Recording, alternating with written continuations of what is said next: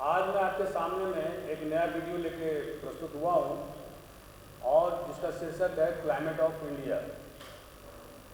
और जैसा कि आप जानते हैं कि हिंदुस्तान का जो क्लाइमेट है वो बेसिकली मानसूनल है, मतलब मानसून से प्रभावित होता है। पूरा देश मानसून से प्रभावित होता है। जो हमारा देश, जैसा कि आप जानते हैं कि इसका लोकेशन नॉर्दर्न हेमिस्फीयर में है, उत्तरी गोलार्ध में है, और हमारा देश तीन तरफ से समुद्र से घिरा है और एक तरफ नॉर्थ में विशालकाय हिमालय है। तो ये मॉनसूनल जो क्लाइमेट है उसके पीछे भी बहुत सारे वेरिएशन हैं। मतलब ऐसा नहीं है कि अगर मॉनसून क्लाइमेट है तो इसका मतलब ये नहीं है कि पूरा देश में एक ही प्रकार की जलवायु है। हमारा देश इस बात के लिए बहुत ही ज़्यादा सौभाग्यशाली है कि यहाँ पर डिफरेंट टाइप के विभिन्न प्रकार के क्लाइमेटिक जोन हैं, और जिसके कारण से सालों भर विभिन्न प्रकार के वेजिटेशन या वनस्पति उगाए जा सकते हैं, जो कि बहुत सारे देश में ऐसा नहीं हो सकता है। तो जैसा कि आप नक्शे में देख रहे हैं कि पूरा जो नॉर्दर्न एरिया है, सबसे जो लास्ट में जो बाउंड्री है वो हिमालय से घिरा हुआ है, और इसकी जो ऊंचाई है विश्व में सबसे ज़्यादा ऊंची ये पर्वत है। जो क्लाइमेट है, जो जलवायु है, वो बेसिकली उसका अर्थ क्या होता है। सबसे पहले हमें समझना होगा कि क्लाइमेट का मतलब क्या है। तो उसके पहले हमें वेदर पर जाना होगा। वेदर मतलब मौसम। अब ये जो मौसम है वो बहुत सारे इसके निर्णायक तत्व हैं, जैसे कि उस एरिया में एनुअल प्रेसिपिटेशन या रेनफॉल या बारिश की मात्रा कितनी है, वहाँ की टोपोग्राफी क्या है, वहाँ वो नॉर्दर्न हेमिस्फीयर में है या विषुवत रेखा के पास में है या नहीं है, या उससे दूरी है, समुद्र से दूरी है, और अगर है तो कितनी दूरी पर है। और जो वेदर का जो वेरिएशन होता है वो 24 घंटे में भी हो सकता है, 2 बार हो सकता है, 3 बार हो सकता है। और इसके लिए जो निर्णायक तत्व हैं वो मैंने आपको बताया कि टोपोग्राफी, रिलीफ फीचर, जो जमीन की लैंड फॉर्म क्या है, क्या वहाँ पर बारिश की मात्रा कितनी होती है, माने एनुअल प्रेसिपिटेशन क्या है। ये सारे चीज़ निर्धारित करते हैं वेदर को, मतलब मौसम को। अब वहाँ की ह्यूमिडिटी कितनी है, विंड का वेलोसिटी क्या है, माने हवा किस रफ्तार से बह रही है। ह्यूमिडिटी मतलब आर्द्रता। दोस्तों, मैं ये कोशिश कर रहा हूँ कि इंग्लिश और हिंदी दोनों प्रकार के student they should get benefit out of me, क्योंकि बहुत सारे जो मैंने फीडबैक लिया था तो मुझे ये पता चला था कि बहुत सारे स्टूडेंट हिंदी पढ़ते हैं और बहुत सारे स्टूडेंट अंग्रेजी पढ़ते हैं। तो हम दोनों के फायदे के लिए करेंगे। तो लेकिन जो क्लाइमेट जो होता है वो sum total of weather for over a period of time, sum total of weather over a period of time. मतलब इसका क्या मतलब हुआ कि काफी दिनों के, ये time over of period of time 30 साल, 40 साल, 50 साल हो सकता है। इस पीरियड के दौरान जो वातावरण में एटमॉस्फेरिक चेंज हुए, और आपको मैं एक बात बता दूं कि क्लाइमेट में भी चेंज होता है, लेकिन वो चेंज इतना ज़्यादा कम होता है कि दैट इज इम्परसेप्टिबल, मानो वो हमें समझ में नहीं आता, हमें दिखता नहीं है। लेकिन जिस तरह से वेदर में या मौसम में रात और दिन में भी परिवर्तन हो जाता है, क्लाइमेट में ऐसा चेंज नहीं होता है। लेकिन ये चेंज 30 साल, 40 साल, 50 साल के दरमियान में होता है, एंड दैट इज इम्परसेप्टिबल, मतलब वो हमें दिखता नहीं। तो ये अब इस क्लाइमेट के परिभाषा के बाद हम आपको बताएंगे कि क्लाइमेट के जो निर्धारित तत्व हैं वो दो हैं। सबसे जो इम्पॉर्टेंट फैक्टर है वो क्या है? एनुअल रेनफॉल, या उसको प्रिसिपिटेशन भूगोल की भाषा में कहते हैं। और दूसरा है टेम्परेचर। अगर आप हिंदुस्तान में मेघालय चले जाएं तो आप देखेंगे कि गर्मी के महीने में भी, मई के महीने में वहाँ पर 22 डिग्री टेम्परेचर रहता है, 20 से 22 डिग्री टेम्परेचर रहता है, और जिसके कारण से घरों में पंखे नहीं लगे होते हैं। लेकिन अगर मई के महीने में आप पटना में आ जाएं तो आप बिना पंखे के नहीं रह सकते हैं। मतलब उस समय में वहां पर टेम्परेचर 35 से 40 डिग्री टेम्परेचर होगा। उसी तरह से देश के विभिन्न भाग में, जैसे कि आप वेस्ट ऑफ अरावली चले जाएं, अजमेर, बीकानेर चले जाएं, तो उसी पीरियड में आपको 40 डिग्री टेम्परेचर का सामना करना पड़ेगा। और राजस्थान के जैसे चूरू, जहाँ पर कि सबसे ज़्यादा टेम्परेचर रिकॉर्ड किया गया है अभी तक, वहाँ पर तो 50 डिग्री टेम्परेचर से भी ज़्यादा हो जाता है। तो देश हालांकि मॉनसूनल टाइप क्लाइमेट है, जैसा कि मैंने आपको बताया, लेकिन हिंदुस्तान में जो क्लाइमेटिक जोन है वो अलग अलग है, और देयर आर सर्टेन डेविएशन, या उसको बोलेंगे डिफरेंसेस। अलग अलग स्थान के लिए अलग अलग माइनर या मेजर डिफरेंसेस हैं। जैसे साउथ इंडिया में अगर आप तमिलनाडु में चले जाएं गर्मी के महीने में, तो बहुत ज़्यादा झुलसाने वाली गर्मी आपको मिलेगी। तो एक तो फैक्टर टेम्परेचर का है, और दूसरा है रेनफॉल। जैसे कि दोस्तों आप जानते हैं कि हिंदुस्तान में, जैसे कि नॉर्थ ईस्टर्न एरियाज, जिसको मैं आसाम, सिक्किम, मेघालय, अरुणाचल प्रदेश और त्रिपुरा, नागालैंड, ये जो एरिया है उसको नॉर्थ ईस्टर्न एरियाज बोलते हैं। अगर उस इलाके में आप जाएं तो आप देखेंगे कि जो एनुअल जो रेनफॉल होता है वो 200 सेंटीमीटर से ज़्यादा होता है, 250-300 सेंटीमीटर होता है। लेकिन अगर आप थार डेजर्ट में चले जाएं तो आपको समझ में आएगा कि जैसलमेर में जो 10 साल में जितना बारिश होता है उतना एक दिन में मेघालय में बारिश होता है। तो हम देखते हैं कि रेनफॉल में भी बहुत ज़्यादा वेरिएशन है। अगर आप ईस्टर्न हिमालयाज की तरफ रहें देखें तो वहाँ पर आपको एनुअल प्रेसिपिटेशन 200 सेंटीमीटर से ज़्यादा है, 200 से 250। लेकिन जब हम पश्चिम की तरफ जाते हैं, पंजाब तरफ, तो वो घटते घटते 75 सेंटीमीटर एनुअल रेनफॉल रह जाता है। इसी तरह से अगर आप वेस्टर्न घाट का इलाका देखें तो वहाँ पर जो फेसिंग द अरब सागर, अरब सी, तो उस साइड में जो विंडवार्ड पोजीशन में जाएंगे तो वहाँ पर 200 से 250 सेंटीमीटर एनुअल रेनफॉल होता है। लेकिन जब आप पूना तरफ आ जाएं, मतलब लीवार्ड साइड में, लीवार्ड साइड ऑफ वेस्टर्न घाट, तो आपको 75 या 50 सेंटीमीटर एनुअल रेनफॉल ही मिलेगा, मतलब वो लीवार्ड साइड में है। तो कहने का मतलब ये है कि हिंदुस्तान में जो एनुअल प्रेसिपिटेशन का जो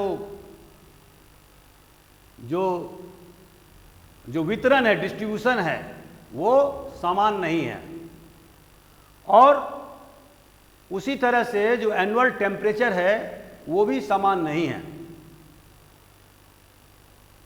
तो कहने के लिए तो हिंदुस्तान एक मॉनसूनल क्लाइमेट वाला देश है जो, और बात ये सही भी है, क्योंकि अगर मॉनसून हमारे देश के अर्थव्यवस्था को, यहाँ के लोगों के जीवन यापन में सबसे ज़्यादा इम्पॉर्टेंट फैक्टर है। और इसके बारे में हम कल आपको बताएंगे कि मॉनसून के क्या फैक्टर होते हैं, रेनफॉल, जेट स्ट्रीम, ये सारे चीज़ों के बारे में कल मैं व्याख्या करूँगा।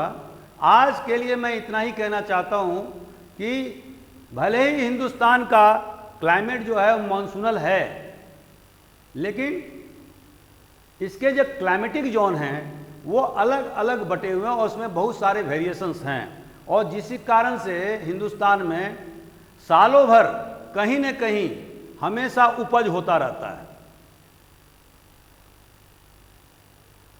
जो आम आपको अप्रैल मई के महीने में गंगेटिक बेसिन में मिलेगा, वही आम आपको जनवरी फरवरी के महीने में आपको साउथ इंडिया में मिल जाएगा।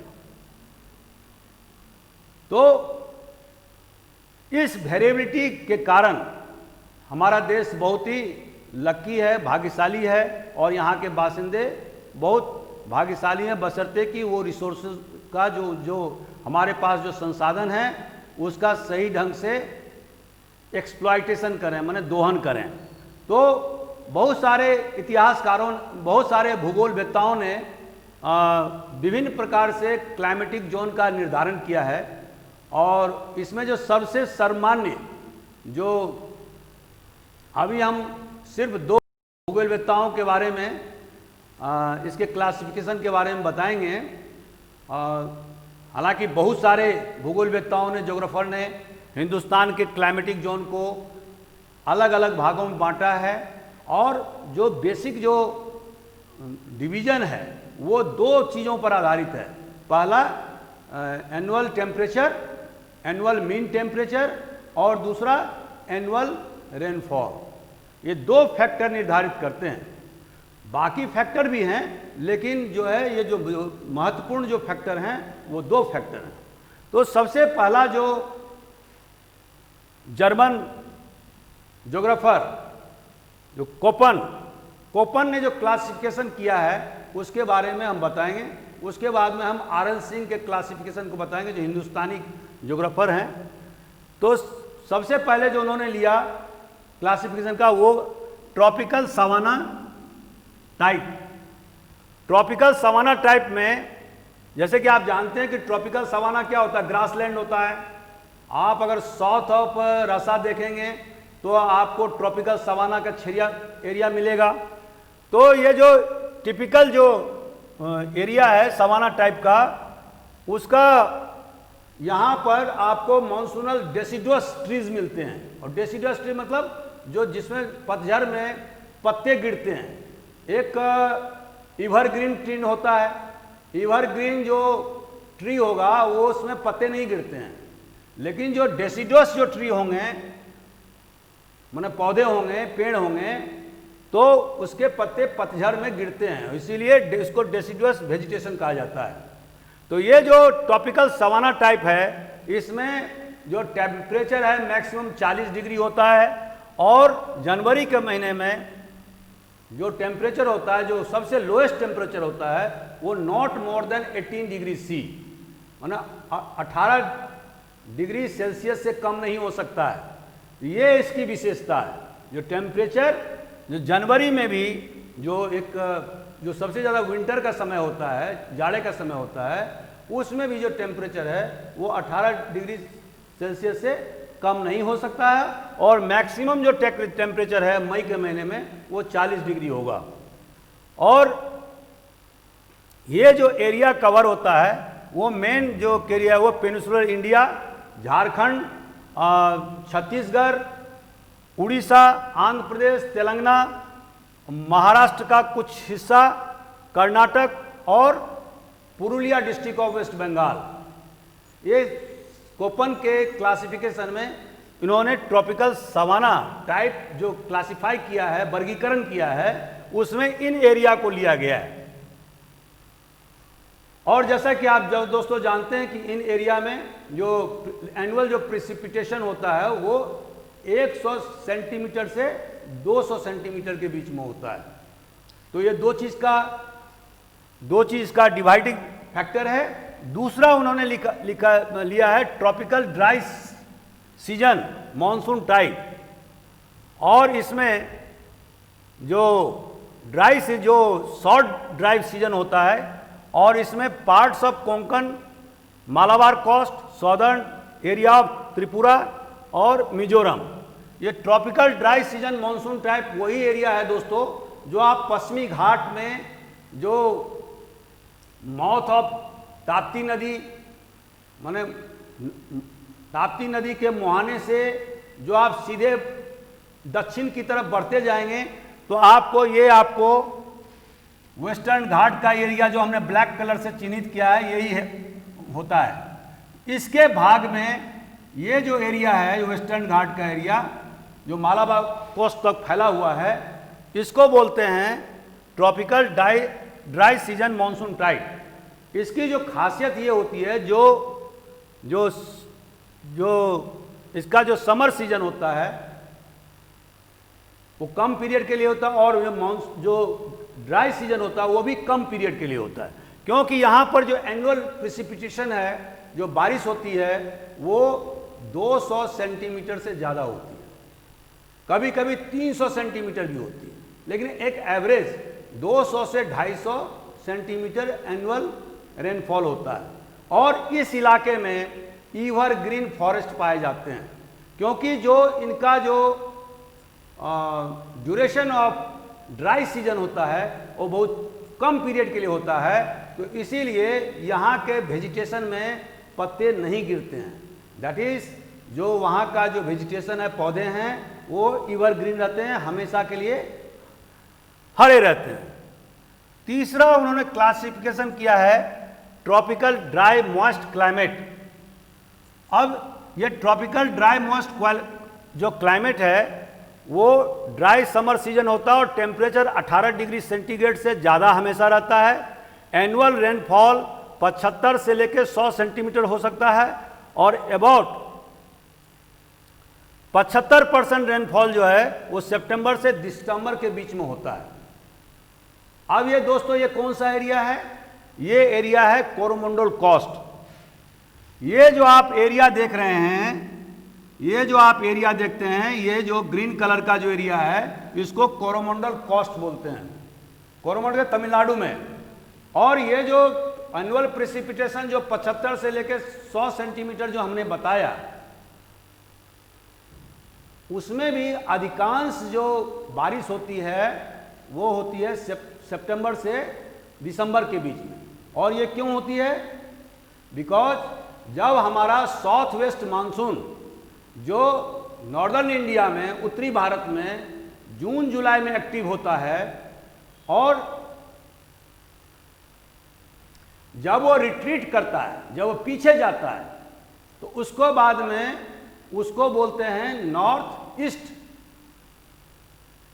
मानसून। और इस नॉर्थ ईस्ट मानसून के कारण से ये जो रिट्रीटिंग मानसून है वो कोरोमंडल कोस्ट में बहुत ज़्यादा भारी बारिश कराती है और कभी कभी बाढ़ भी आ जाता है।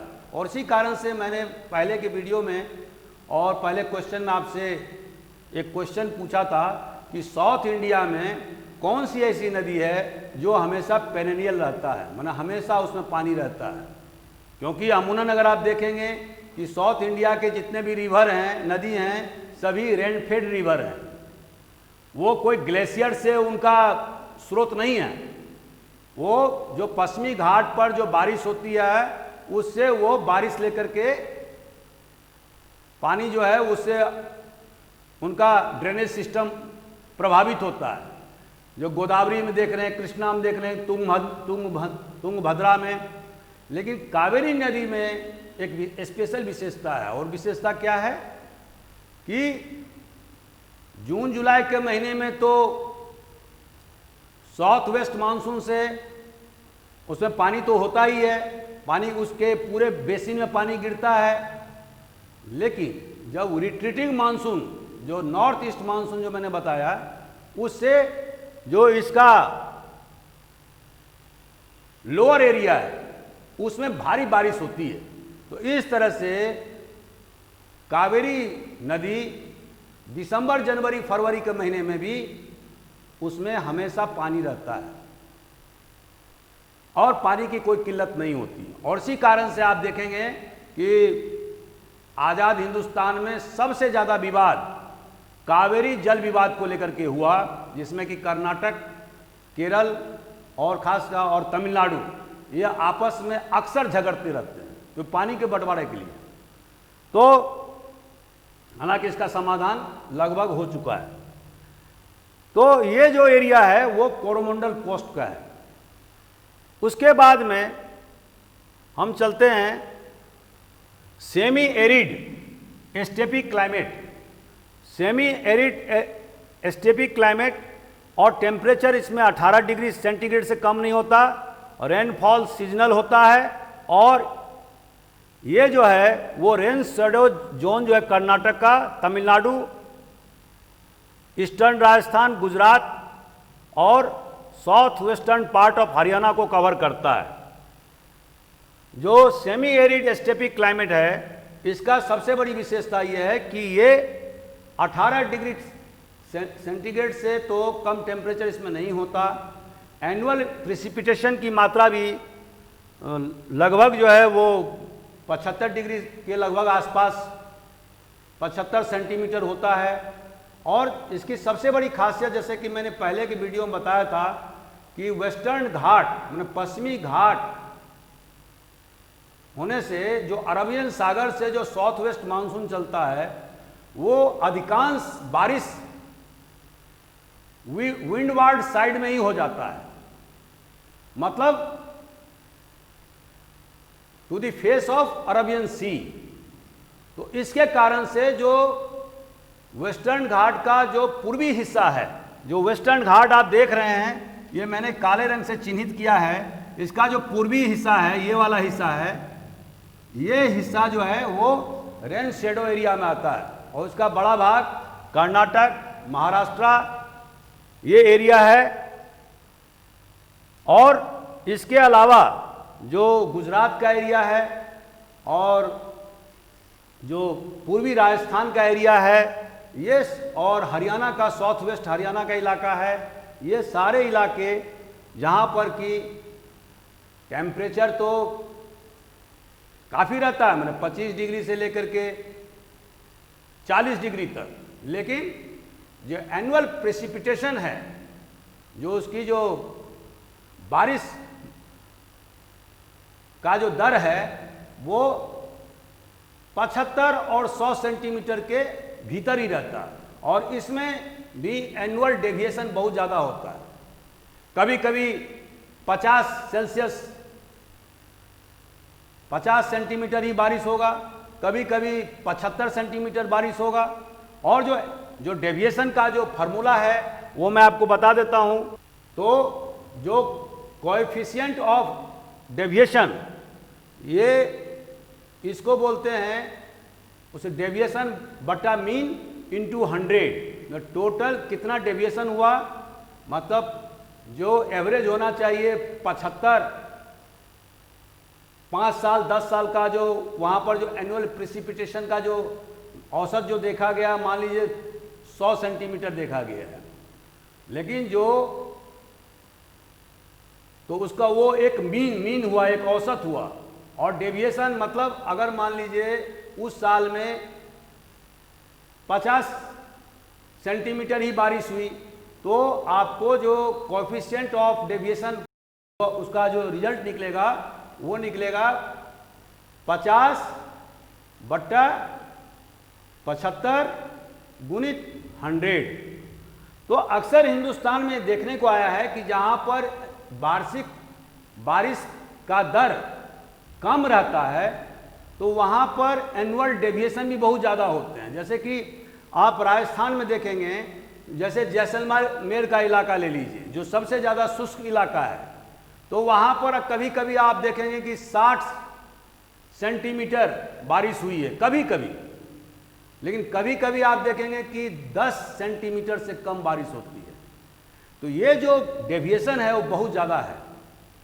हालांकि पिछले 10 साल में ये देखा गया है कि जैसलमेर में 10 सेंटीमीटर से ज़्यादा बारिश नहीं हुई है।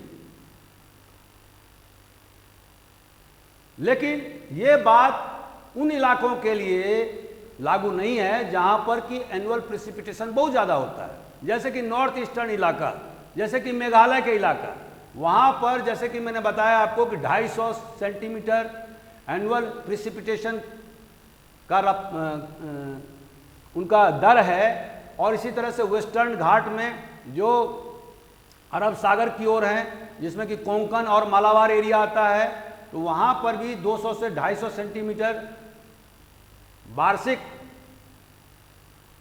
बारिश होती है। तो वहाँ पर जो डेविएशन है वो बहुत कम है, मिनिमम है, लगभग नेग्लिजिबल है। लेकिन जो जो इलाका रेन शेडो से आच्छादित है, जैसे कि मैंने अभी बताया कि सेमी एरिड स्टेपिक क्लाइमेट, तो ये जो इलाका है यहाँ पर फ्लक्चुएशन बहुत ज़्यादा होता है और इसके कारण से ड्राउट मतलब अकाल बहुत ज़्यादा पड़ता है और यहाँ पर इरिगेशन के साधन की बहुत ज़्यादा आवश्यकता है। एक अगला इंपॉर्टेंट पॉइंट है हॉट डेजर्ट टाइप। अब ये जैसे कि आप जानते हैं कि हिंदुस्तान में आपको डेजर्ट भी मिलेगा, आपको हिमालय के ऊपर सालों भर बर्फ से आच्छादित इलाका भी मिलेगा। तो हिंदुस्तान में विभिन्न क्लाइमेटिक जोन है। तो जैसे कि हम देख रहे हैं कि जो हॉट डेजर्ट जो टाइप है वो वेस्ट ऑफ अरावली के बारे में हम पहले भी बता चुके हैं आपको कि जो अरावली का जो पश्चिमी इलाका है, जैसे कि आपको इस नक्शा में आप देखते हैं कि अरावली जो है ये पिंक कलर से है और इस पश्चिम के इलाके जो इधर जो आप जो देख रहे हैं ये ग्रेट डेजर्ट का इलाका है, जिसको थार डेजर्ट बोलते हैं। ये पूरा जो इलाका है वो हॉट डेजर्ट टाइप है और इसकी विशेषता क्या है?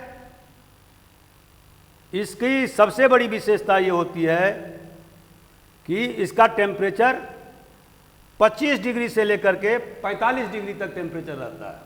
और दूसरी बात ये होती है कि इस इलाके में जो दिन का तापमान होता है, मान लीजिए 45 डिग्री, तो रात का तापमान में एकाएक जो है ना गिरावट आती है और वो 15-16 डिग्री टेम्परेचर हो जाता है, 15-16 डिग्री सेल्सियस। तो ये इसकी विशेषता है। इसके बाद में हम चलते हैं मेसोथर्मल क्लाइमेट। ये मेसोथर्मल क्लाइमेट क्या होता है? मेसोथर्मल क्लाइमेट जो है ना पूरे गंगेटिक बेल्ट और खास करके ईस्टर्न गंगेटिक और मिडिल गंगेटिक बेल्ट में मेसोथर्मल क्लाइमेट प्रचलित है। इसकी विशेषता क्या है दोस्तों? तो इसमें जो average temperature of cold month is below 18 degree temperature, 18 degree Celsius से कम होता है। जो कोल्ड मंथ मतलब जाड़े का महीना, जनवरी फरवरी का महीना, वहाँ पर बहुत ज़्यादा ठिठुरन होता है, बहुत ठंड लगती है और उसका टेम्परेचर कभी भी 18 डिग्री सेल्सियस से ज़्यादा नहीं हो सकता है। ऐसा चूँकि कोपन ने ये पूरा जो क्लासिफिकेशन किया हुआ है, उन्होंने पूरा इंपायरिकल स्टडी किया है, माने it is based upon data. ये कोई ऐसा नहीं है कि उन्होंने किसी की किताब लिख करके या पढ़ करके उन्होंने ऐसा क्लासिफिकेशन बना दिया। ये जर्मन ज्योग्राफर थे और इन्होंने पूरे डाटा कलेक्शन करने के बाद इस निष्कर्ष पर पहुंचे जो मेसोथर्मल क्लाइमेट है उसमें जो विंटर सीजन में 18 डिग्री सेल्सियस से ज़्यादा टेम्परेचर नहीं होता है, लेकिन मैक्सिमम टेम्परेचर इस एरिया में गंगेटिक बेसिन में जून के महीने में होता है और ये टेम्परेचर कभी कभी 45 डिग्री, 47 डिग्री, 48 डिग्री तक देखा गया है। क्योंकि आजकल बहुत ज़्यादा डिफॉरेस्टेशन हो गया है, वन की कटाई ज़्यादा हो गई है और बहुत सारे जनसंख्या भी इसी गंगेटिक बेसिन में हिंदू लोग रहते हैं। उनकी जो ह्यूमन जो एक्टिविटी है उससे भी टेम्परेचर बहुत ज़्यादा प्रभावित होने लगा है। तो इस ज़्यादा वनों के कटाई से, डिफॉरेस्टेशन से भी टेम्परेचर बढ़ना शुरू हो गया और गंगेटिक बेसिन में हम देखते हैं कि कभी कभी 48-49 डिग्री भी टेम्परेचर आजकल पहुंच रहा है। एक अगला क्लासिफिकेशन है cold humid winter type. Cold humid winter type, ये जो एरिया है कोल्ड ह्यूमिड विंटर टाइप, इसका मतलब क्या होता है? कंटिन्यू करो। कोल्ड ह्यूमिड विंटर टाइप, इसमें जो समर सीजन होता है बहुत छोटा होता है। ये जो एरिया है वो सिक्किम और अरुणाचल प्रदेश, सिक्किम और अरुणाचल प्रदेश का इलाका अगर आप जाएंगे, घूमेंगे तो देखेंगे कि वहां पर मई का महीना भी बड़ा सुहावना होता है और आपको उत्तर भारत की जो गर्मी है वो आपको उतना ज़्यादा परेशान नहीं करेगा। तो कोल्ड ह्यूमिड जो विंटर टाइप है, इसमें विंटर में टेम्परेचर 10 डिग्री सेल्सियस और समर में माने गर्मी के सीजन में 18 डिग्री सेल्सियस से कम रहता है। मतलब जो टेम्परेचर का जो डिफरेंसेज है समर में और विंटर में, माने गर्मी में और जाड़े ऋतु में, उसमें ज़्यादा फ्लक्चुएशन नहीं होता। तो जैसा कि मैंने बताया कि जो समर सीजन में भी, गर्मी सीजन में भी मैक्सिमम जो टेम्परेचर होता है वो 18 डिग्री सेल्सियस से ज़्यादा नहीं होता और जो विंटर सीजन में 10 डिग्री या उसके आसपास ही टेम्परेचर रहता है। तो गैप जो है वो 8 डिग्री या 10 डिग्री का ही रहता है और इसके कारण से जो समर सीजन है, जो गर्मी ऋतु है, वो बहुत छोटा होता है। और ये जो जलवायु है वो हमें सिक्किम और अरुणाचल प्रदेश में मिलता है। इसके बाद दोस्तों चलते हैं पोलर। अब ये पोलर जो है वो कौन कौन से एरिया में पोलर क्लाइमेट मिलता है? तो जम्मू कश्मीर में मिलता है, हिमाचल प्रदेश में मिलता है और उत्तराखंड में मिलता है। इसकी विशेषता क्या होती है? इसकी विशेषता यह है कि समर सीजन में भी जो टेम्परेचर होता है वो 10 डिग्री से कम होता है और इसका बहुत सारा जो एरिया है वो बर्फ से आच्छादित रहता है। जैसे कि आप मिडिल हिमालय में जाएंगे, मैंने आपको फिजियोग्राफी ऑफ इंडिया में बताया था कि हिमालय की 3 श्रृंखला है। पहला है ग्रेटर हिमालय, दूसरा है मिडिल हिमालय और तीसरा है शिवालिक, जिसको कि लोअर हिमालय कहते हैं। तो अगर आप मिडिल हिमालय की तरफ जाएंगे तो आप देखेंगे और ग्रेटर हिमालय में तो आप देखेंगे कि अधिकांश हिस्सा जो है वो बर्फ से आच्छादित है, खास करके ग्रेटर हिमालय के एरिया। और जो मिडिल हिमालय है उसमें भी जो टेम्परेचर है वो 10 डिग्री से कम रहता है। तो ये बेसिकली जो है जम्मू कश्मीर के इलाके, हिमाचल प्रदेश के इलाके और उत्तराखंड के इलाके में इस प्रकार की जलवायु हमें मिलते हैं और इसको बोलते हैं पोलर क्लाइमेट।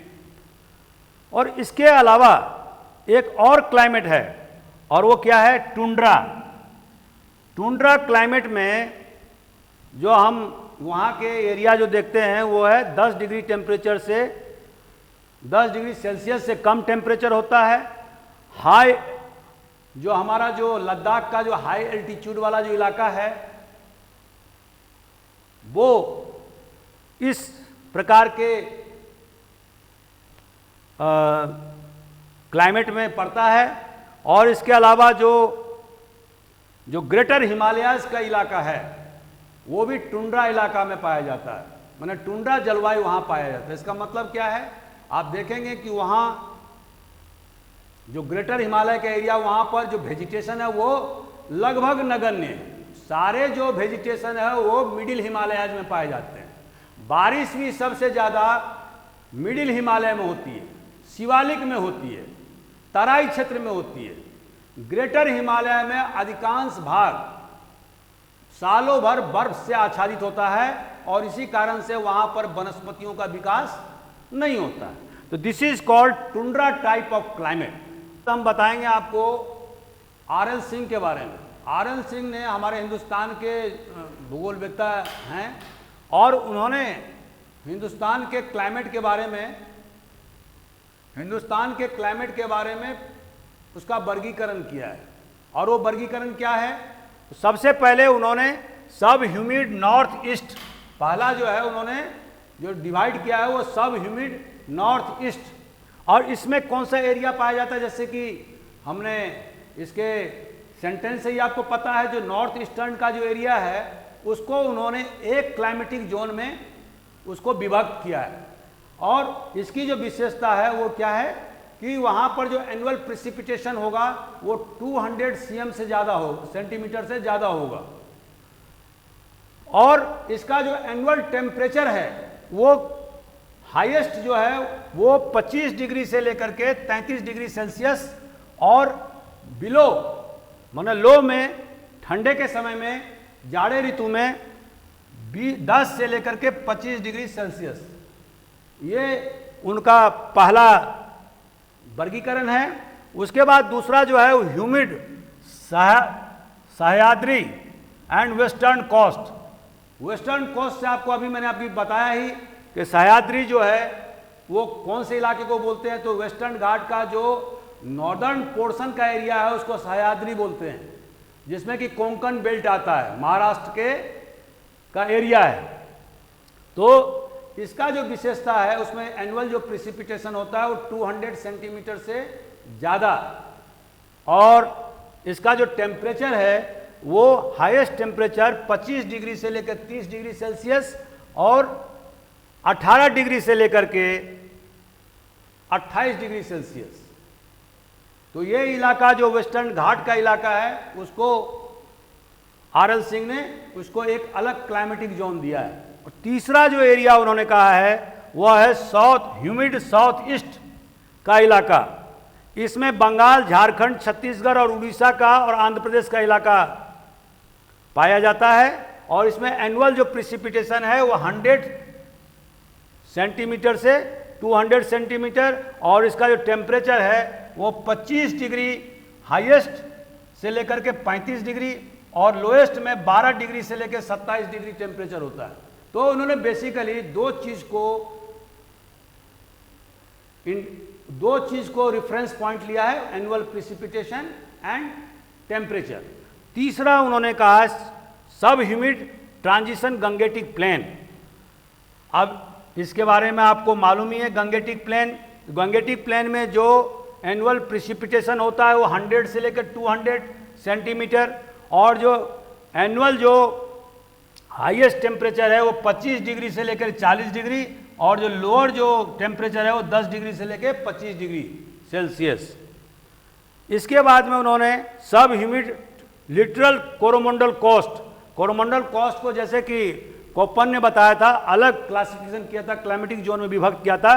आर.एल. सिंह ने भी इसको अलग क्लासिफिकेशन किया है, और यहाँ पर 75 सेंटीमीटर से लेकर 150 सेंटीमीटर वार्षिक बारिश होती है, और यहाँ का जो टेम्परेचर रहता है वो हाईएस्ट में 28 से लेकर 38 डिग्री और लोएस्ट में 20 से लेकर के 30 डिग्री, सबसे जाड़े के समय में 20 से लेकर 30 डिग्री टेम्परेचर होता है।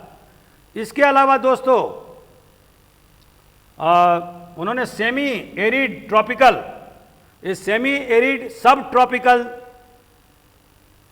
का भी क्लासिफिकेशन किया है। इसमें ईस्टर्न राजस्थान, हरियाणा और पंजाब को रखा है, और यहाँ पर जो एनुअल प्रिसिपिटेशन होता है वो 75 सेंटीमीटर होता है, और इसके अलावा जो यहाँ का जो टेम्परेचर है वो 25 से लेकर 28 डिग्री हाईएस्ट और लोएस्ट में 15 से लेकर 25 डिग्री तक।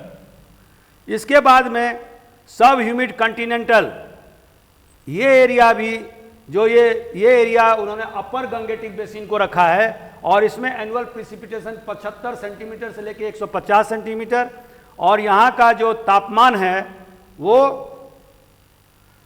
25 से लेकर 40 हाईएस्ट और लोएस्ट में 17 से लेकर 25 डिग्री सेल्सियस। ये इलाका पंजाब का इलाका। और इसके बाद में semi arid tropical western peninsula, semi arid tropical western peninsula, इसमें जो एनुअल प्रिसिपिटेशन है वो 50 से लेकर 100 सीएम, और जो इसका जो हाईएस्ट टेम्परेचर है वो 17 से लेकर के 25 और 26 से लेकर 40, और उसके बाद जो लोएस्ट है वो 15 से लेकर 28 डिग्री। ये इन्होंने ये जो एरिया आता है वो बेसिकली महाराष्ट्र का, कर्नाटक का, जो मैंने कहा कि लीवार्ड साइड या है कर्नाटक, मैंने जो वेस्टर्न घाट का जो इलाका है उसका जो रेन शेडो एरिया है उस एरिया को उन्होंने सब एरिड ट्रॉपिकल वेस्टर्न पेनिसुला के नाम से वर्गीकरण किया है। इसके अलावा उन्होंने 2 वर्गीकरण और किए हैं, एरिड क्लाइमेट, तो एरिड क्लाइमेट में, और इसके अलावा वेस्टर्न हिमालयस। एरिड क्लाइमेट में जैसे कि कोपन ने किया था, तो एरिड क्लाइमेट में जैसे कि आप जानते हैं कि हिंदुस्तान का जो थर्ड डेजर्ट वाला इलाका है उसको एरिड क्लाइमेट कहते हैं, क्योंकि जो ड्राइनेस है बहुत ज़्यादा रहता है और बहुत लंबी अवधि के लिए रहता है। और जो एनुअल प्रिसिपिटेशन, जैसे मैंने आपको बताया कि जैसलमेर में, बीकानेर में 10 सेंटीमीटर 15 सेंटीमीटर से ज़्यादा एनुअल प्रिसिपिटेशन या 30 सेंटीमीटर से ज़्यादा एनुअल प्रिसिपिटेशन नहीं होता है। जो पिछले 10 साल का जो औसत है इसके बारे में बता रहा हूँ। और इसी तरह से टेम्परेचर बहुत ज़्यादा बढ़ जाता है, लेकिन यहाँ की खासियत ये होती है कि जब दिन में टेम्परेचर 50 डिग्री तक चला जाता है तो रात में टेम्परेचर वो 12 डिग्री 14 डिग्री 15 डिग्री पर पहुँच जाता है। तो एकाएक जो है ना टेम्परेचर में ड्रास्टिक रिडक्शन होता है। ये इसका स्पेसिफिक फीचर है। इसके अलावा उन्होंने लास्ट में वेस्टर्न हिमालयाज को अलग एक कैटेगरी बनाया। अब ये वेस्टर्न हिमालय जो एरिया है, जैसा कि आप जानते हैं, ये कौन सा एरिया है जो जिसमें कि टेम्परेचर 5 डिग्री से लेके 30 डिग्री टेम्परेचर, और मैंने मैक्सिमम और लोएस्ट में 0 डिग्री से लेके और कभी कभी -0 डिग्री और उससे ज़्यादा मैक्सिमम 5 डिग्री सेल्सियस ये टेम्परेचर रहता है। और जैसे कोपन ने इसमें विभाजित किया था, जो हिमालय का जो क्षेत्र है अपना, वो इलाका जो है ना वेस्टर्न हिमालय, खास करके जम्मू कश्मीर का इलाका, हिमाचल प्रदेश और उत्तराखंड का जो इलाका है, वो वहाँ पर एनुअल प्रिसिपिटेशन भी 75 सेंटीमीटर से कम होता है। तो ये इस तरह से आर एल सिंह ने हिंदुस्तान के पूरे क्लाइमेटिक जोन को वर्गीकरण किया है। अब इसके अलावा दोस्तों मुझे एक चीज और बताना है कि किसी भी क्लाइमेट को, जलवायु को निर्धारित करने वाले कौन कौन से तत्व होते हैं, यह जानना बहुत जरूरी है। तो सबसे पहला जो पॉइंट है वो है लैटिट्यूड।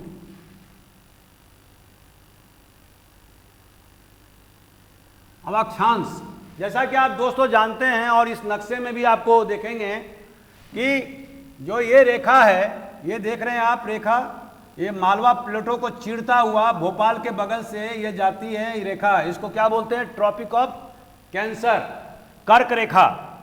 तो और जो आपने देखा होगा यहाँ पर इक्वेटर है, इसके ठीक नीचे में यहाँ से लेकर के, और जो ट्रॉपिक ऑफ कैंसर का जो एरिया होता है, जो भोपाल से और बेसिकली ये विदिशा से निकलती है, भोपाल के आगे 40 किलोमीटर आगे से, और ये गुजरात से होता हुआ और सीधे जो है ना, कभी कभी ये क्वेश्चन पूछते हैं, और त्रिपुरा तक जाता है अपने हिंदुस्तान में, त्रिपुरा मणिपुर को क्रॉस करता हुआ। तो करीब 7 स्टेट को, गुजरात, मध्य प्रदेश, झारखंड और इसके बाद में वेस्ट बंगाल और बांग्लादेश को क्रॉस करते हुए त्रिपुरा और मणिपुर, इन राज्यों को क्रॉस करता हुआ ये कर्क रेखा जाती है। तो विषुवत रेखा और कर्क रेखा के बीच का जो एरिया होता है इसको बोलते हैं ट्रॉपिकल रीजन, विषुवत रेखीय प्रदेश। और जो कर्क रेखा के बाद का एरिया है, मतलब कर्क रेखा के बाद का जो एरिया है, ट्रॉपिक ऑफ कैंसर का बाद का, उसको बोलते हैं सब ट्रॉपिकल रीजन। माने गंगेटिक बेल्ट जो है वो सब ट्रॉपिकल रीजन होगा ज्योग्राफी के हिसाब से। और जो पेनिनसुला जो इंडिया है, ये जो एरिया है वो होगा ट्रॉपिकल रीजन के हिसाब से। तो ट्रॉपिकल रीजन जो लैटिट्यूड है, हिंदुस्तान को बीचों बीच से ट्रॉपिक ऑफ कैंसर माने कर्क रेखा चीरती है, बीचों बीच गुजरती है। तो ये लैटिट्यूड जो है ना बहुत बड़ा निर्धारक तत्व है। इसका मतलब क्या होता है? जैसे कि दोस्तों आप जानते हैं कि ट्रॉपिकल एरिया जो होगा वो हमेशा वहाँ गर्मी बहुत ज़्यादा पड़ती है, क्योंकि विषुवत रेखीय क्षेत्र में जो सूर्य की जो लाइट है वो सीधे समानांतर पड़ती है। वहां पर बहुत ज़्यादा गर्मी पड़ता है, तो इसके कारण से जलवायु जो है ना लैटिट्यूड से प्रभावित होता है, माने अक्षांश से प्रभावित होता है।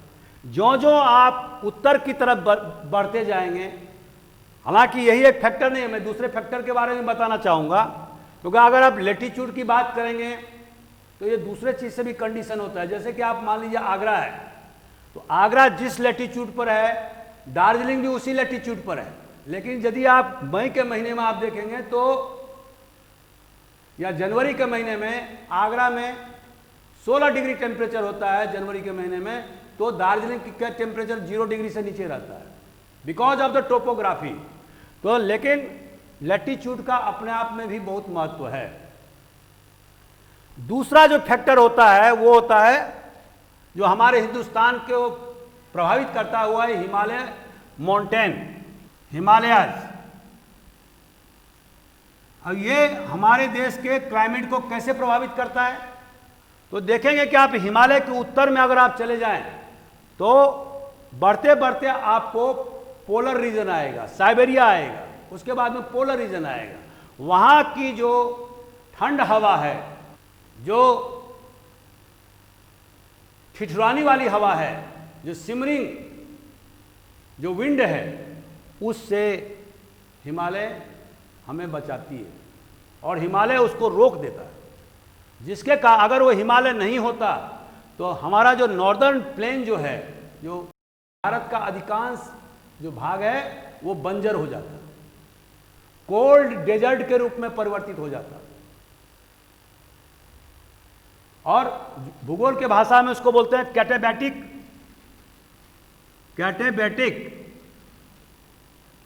विंड। ये कैटाबैटिक विंड क्या होता है, ये पोलर रीजन से इस विंड की, इस हवा की उत्पत्ति होती है, जो भारी भड़कम नमी वाली हवा होती है। और वो कैटाबैटिक विंड अगर हिंदुस्तान में सीधे आ जाता तो जिस तरह से साइबेरिया में आप देखते हैं कि वहाँ पर पूरी तरह से कोल्ड डेजर्ट हो गया है, उसी तरह से नॉर्दर्न इंडिया का इलाका भी कोल्ड डेजर्ट हो जाता, लेकिन हिमालय ने उसको रोक रखा है। और इसके कारण से आज नॉर्दर्न इंडिया में सबसे आबादी के लोग, हिंदुस्तान के सबसे ज़्यादा आबादी वाले लोग वहाँ आबादी रहते हैं, वहाँ most populous and dense areas है। क्यों? क्योंकि ज़मीन अच्छी है, आबो हवा अच्छी है, बहुत ज़्यादा ठंड नहीं पड़ती है, बहुत ज़्यादा, आजकल तो गर्मी पड़ने लगी लेकिन पहले बहुत ज़्यादा गर्मी भी नहीं पड़ती है। तो इस तरह से हिमालय ने हमारे देश के जलवायु को प्रभावित करके रखा है। तीसरा फैक्टर क्या है? तीसरा फैक्टर है अल्टीट्यूड। अब अल्टीट्यूड मतलब क्या होता है दोस्तों? ऊंचाई।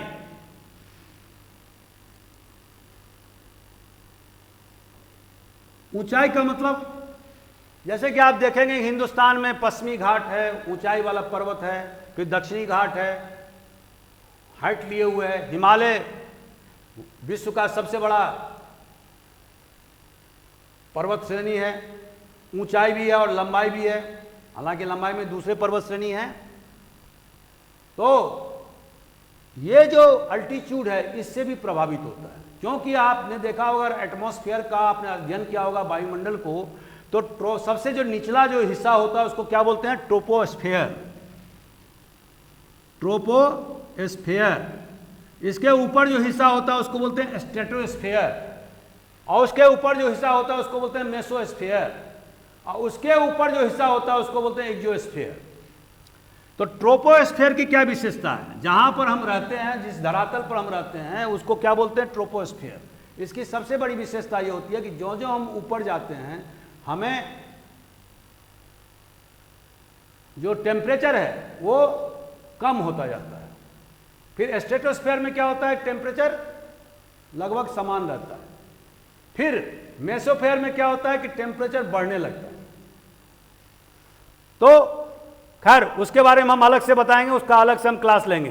ट्रोपोस्फेयर में तो जो जो जैसे मैं हाई अल्टीट्यूड पर पहुंचा, ऊंचाई वाले मान लो शिमला में पहुंचा या दार्जिलिंग गया या सिक्किम का इलाका गया, जम्मू कश्मीर गया, तो वहाँ पर चूंकि वो हाई एल्टीट्यूड में है तो इसीलिए वहाँ का टेम्परेचर जो है वो कम होगा, मतलब उसका तापमान कम होगा। जैसे कि मैंने अभी उदाहरण बताया कि एक ही लैटिट्यूड पर आगरा भी है और दार्जिलिंग भी है, लेकिन जनवरी के महीने में जब आगरा में 16 डिग्री टेम्परेचर होता है तो दार्जिलिंग में 0 डिग्री से कम टेम्परेचर रहता है, बिकॉज ऑफ द अल्टीट्यूड। तो लैटिट्यूड को डिफीट कर दिया अल्टीट्यूड ने, ऊंचाई ने। चौथा फैक्टर क्या है? रिलीफ।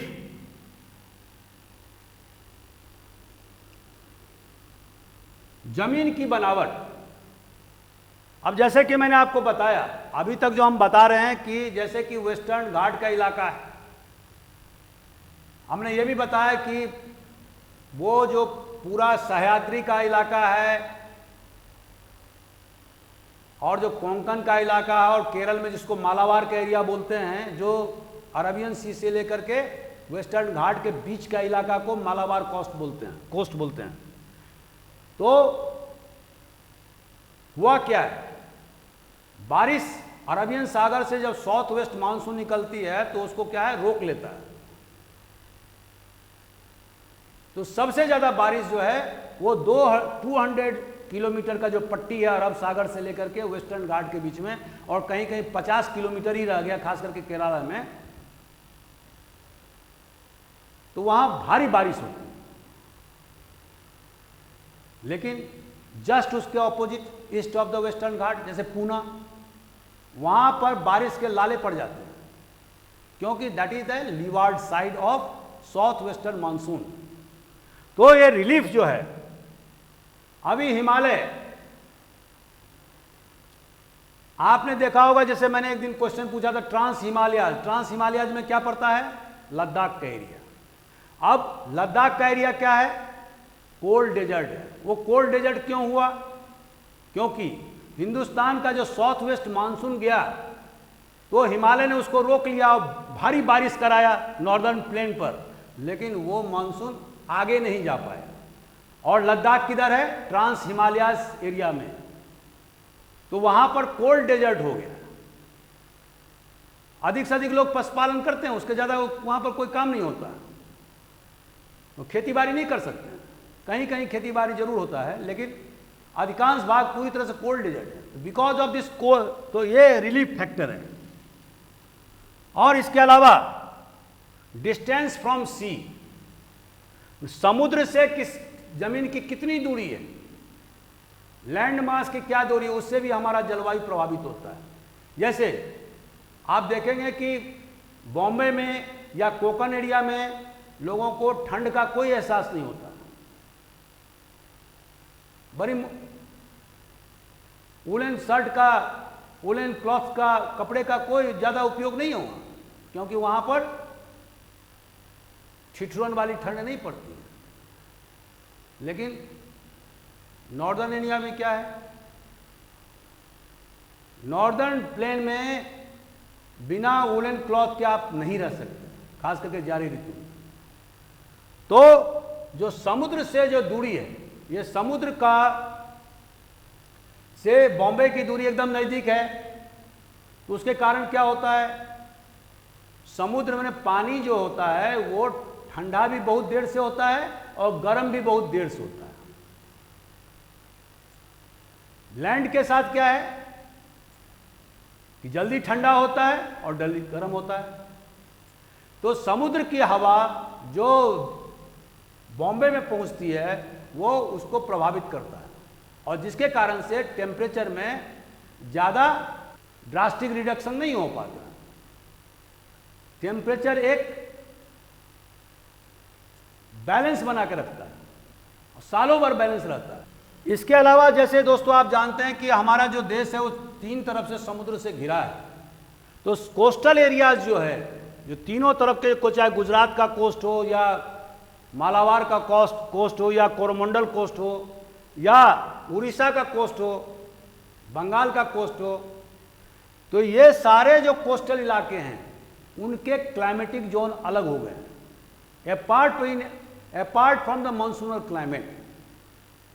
क्योंकि वो समुद्र से के आबो हवा से, समुद्र के गतिविधियों से, वहाँ की हवाओं से, ट्रेड विंड से प्रभावित होता है। अब ये ट्रेड विंड क्या है इसके बारे में भी मैं कल बताऊंगा आपको। हालांकि इतना समझना जरूरी है कि नॉर्दर्न हेमिस्फीयर में, माने उत्तरी गोलार्ध में जो विषुवत रेखा से जो हवा चलती है, और उस हवा का नाम है साउथ ईस्ट, तो उसको बोलते हैं ट्रेड विंड। और यही जो दक्षिणी गोलार्ध में इसको साउथ वेस्ट हवा कहते हैं, वो चेंज हो जाता है। खैर उसके बारे में कल हम डिटेल में बताएंगे आपको। तो ये ट्रेड विंड से भी प्रभावित होता है। इसके अलावा जेट स्ट्रीम से भी प्रभावित होता है, इसके बारे में भी हम कल व्याख्या करेंगे आपके पास सामने में। तो ये सारे फैक्टर हैं हमारे देश के जलवायु को प्रभावित करने वाले तत्व। मैं समझता हूं कि दोस्तों हमने काफ़ी समय तक इसका व्याख्या प्रस्तुत किया। मुझे उम्मीद है कि आपको अच्छा लगेगा। अगर आपके पास कोई क्वेश्चन हो तो आप ज़रूर पूछें, मैं उसका जवाब देने की कोशिश करूंगा।